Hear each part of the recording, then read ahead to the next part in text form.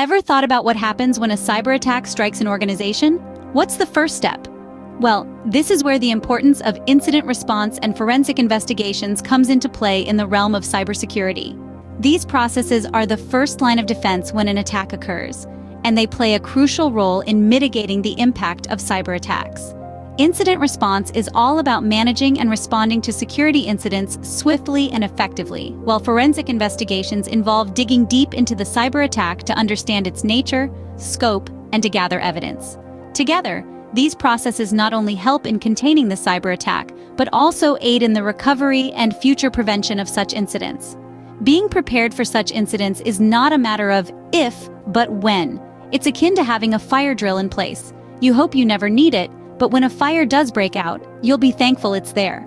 Preparing for incident response and forensic investigations isn't a choice, it's a necessity.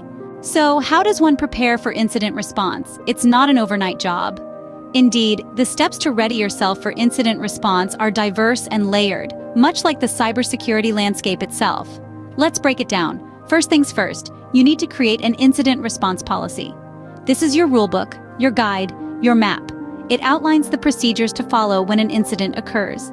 It should clearly define what constitutes an incident, the roles and responsibilities of the team, and how to report an incident.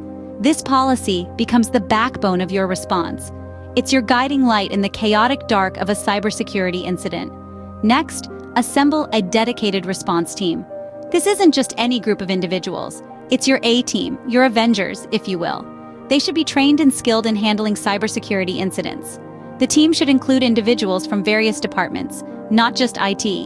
Legal, human resources, public relations, and upper management should all have a seat at this table. They each bring a unique perspective and skill set that can help mitigate the damage and resolve the incident more efficiently. Now, on to the third step, developing an incident response plan. This plan is a detailed, step-by-step guide on how to handle a cybersecurity incident. It's the playbook used by your dedicated response team. It should include everything from initial detection and containment strategies to eradication and recovery plans, and finally, post-incident review procedures. This plan should be as comprehensive as possible, leaving no stone unturned. But creating a plan isn't enough. You need to test it, refine it, and test it again. Conduct regular drills and simulations to ensure your team is well-versed in the plan and ready to spring into action at a moment's notice. This will also help identify any weaknesses or gaps in the plan that need to be addressed. Remember, a well-prepared incident response can be the difference between a minor hiccup and a major catastrophe. It's not just about dealing with an incident, it's about bouncing back stronger, wiser, and ready for whatever comes next. Forensic investigations are a crucial part of post-incident analysis, but how do you prepare for it? First and foremost, one must understand that the primary goal of a forensic investigation is to preserve evidence. Preserving evidence is not just about keeping what is physically present.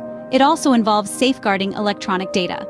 This could mean making copies of data, taking screenshots, or even preserving log files. It's about ensuring that the digital fingerprints left behind by the attackers are not lost or tampered with.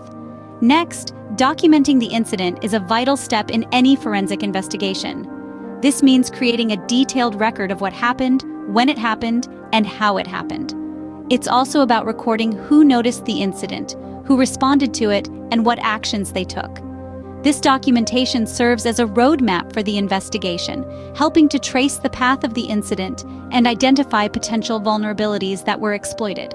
After preserving evidence and documenting the incident, the next step is to use appropriate forensic tools. These tools can range from software for analyzing network traffic to hardware for examining physical devices. The tools you use will largely depend on the nature of the incident and the type of data you're dealing with. For instance, if an incident involved a phishing email, you might use a tool that can analyze the email's metadata and track its source. Choosing the right forensic tools is not just about selecting the most advanced or expensive ones.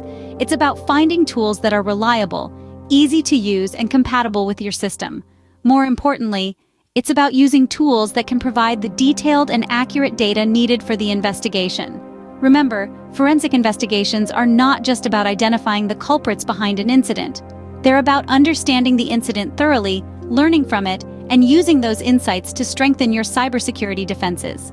Proper preparation for forensic investigations can provide valuable insights into the incident and help prevent future attacks.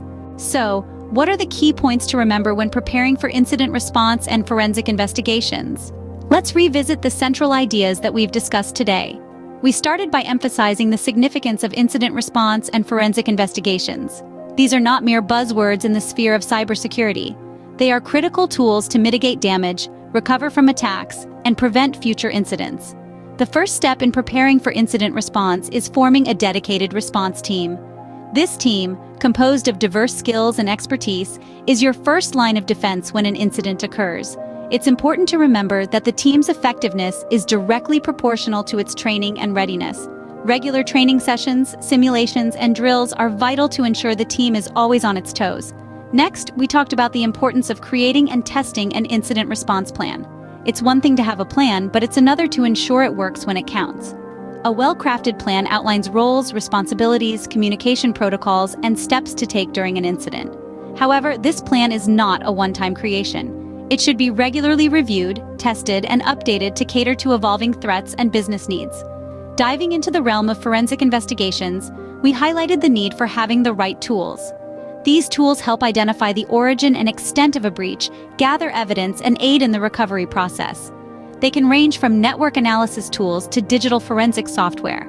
But remember, tools are only as good as the people using them. Training and familiarity with these tools are just as important as having them.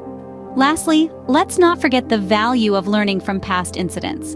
Post-incident reviews offer invaluable insights into improving your response strategy and building a robust defense mechanism. Remember, in the world of cybersecurity, it's not about if an incident will happen, but when. So stay prepared, stay vigilant. The key to successful incident response and forensic investigations lies in preparation and continuous improvement.